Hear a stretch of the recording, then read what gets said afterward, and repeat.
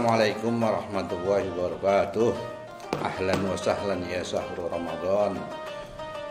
Sahabat Bawasul semua, mari kita lanjutkan bahasan kita terkait demokrasi yang ada dalam Al-Quran, sebagaimana bahasan-bahasan yang terdahulu telah kami sampaikan, bahwa demokrasi dalam Al-Quran kita masuk pada yang kelima, yaitu dengan prinsip demokrasi al-masuliyah. Al-masuliyah di sini artinya adalah tanggung jawab, di mana dalam tanggung jawab itu sebenarnya banyak sekali, karena manusia adalah setiap orang pun itu adalah sebagai pemimpin. Di sini ada tanggung jawab pada Tuhan, tanggung jawab kepada diri sendiri, dan tanggung jawab kepada keluarga, tanggung jawab kepada lingkungan dan masyarakatnya, tanggung jawab kepada bangsa dan negara. Sebagaimana kita ketahui bahwa kekuasaan dan jabatan adalah amanah yang harus diwaspadai dan harus dipertanggungjawabkan. Karena itu bukan nikmat yang harus disyukuri, maka rasional tanggung jawab bagi pemimpin atau penguasa adalah harus dipenuhi. Dan kekuasaan sebagai amanah memiliki dua pengertian, yaitu amanah yang harus dipertanggungjawabkan di depan rakyat, dan juga amanah yang harus dipertanggungjawabkan kepada Tuhannya. Sebagaimana kita ketahui bersama bahwa sabda Nabi bahwa setiap kamu adalah pemimpin. Setiap kamu adalah pemimpin, dan setiap pemimpin akan dimintai pertanggungjawabannya. Menurut Ibnu Taimiyah bahwa penguasa itu merupakan wakil Tuhan dalam mengurus umat manusia, sekaligus harus bisa mempertanggungan, dimintai pertanggungjawabannya, sekaligus wakil umat manusia untuk dalam mengatur dirinya. Maka harus kita hayati bagaimana prinsip dari masuliyah tadi, prinsip tanggung jawab tadi. Karena setiap pemimpin harus memberikan suatu yang terbaik bagi masyarakat yang dipimpinnya.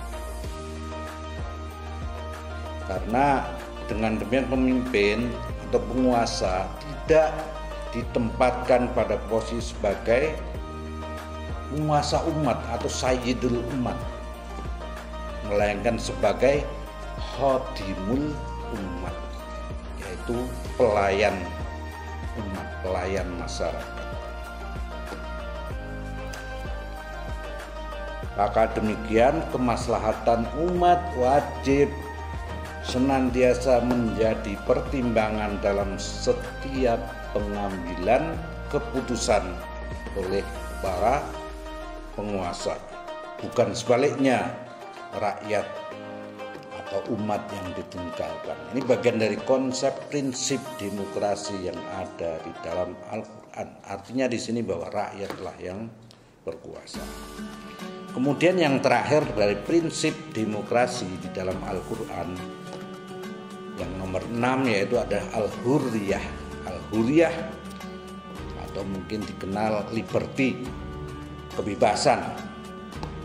Artinya bahwa setiap orang, setiap warga masyarakat diberi hak dan kebebasan untuk mengekspresikan kebebasannya, pendapatnya, sepanjang hal itu dilakukan secara bijak dan memperhatikan akhlakul karimah.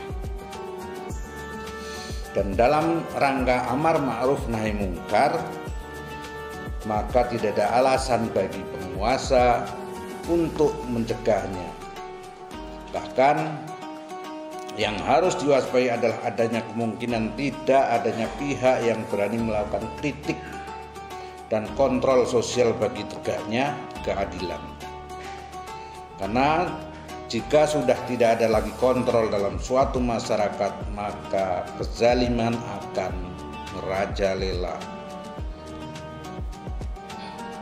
Kebebasan di sini bisa dimaknai, atau al-hurriyah ini dimaknai sebagai kebebasan berpikir dan mengungkapkan pendapat, kebebasan beragama, kebebasan berpolitik.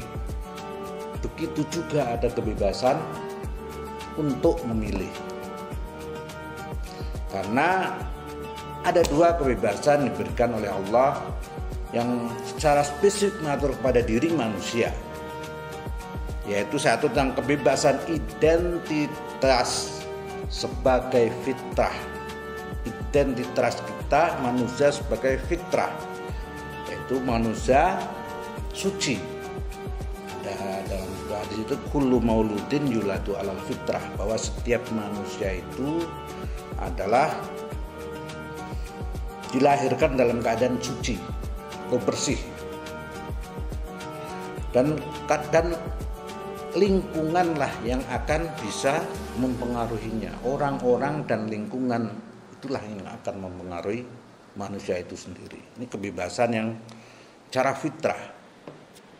Terus yang kedua, ada kebebasan adalah dengan adanya daya, kemampuan dan kehendak atau keinginan yang Allah berikan kepada manusia, setiap individu.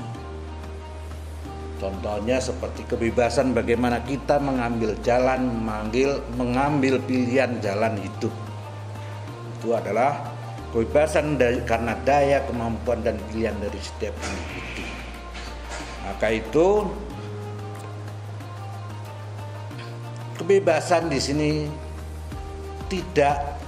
artinya tidak bebas dengan sebebas-bebasnya. Artinya ada bahasa, batasan-batasan yang harus dilalui, tidak harus diterjang. Karena lebih spesifik bahwa Nabi pernah bersabda, barang siapa yang melihat kemungkaran, maka hendaklah diluruskan dengan tindakan, dengan perbuatan. Dan paling sedikit iman adalah dengan hati.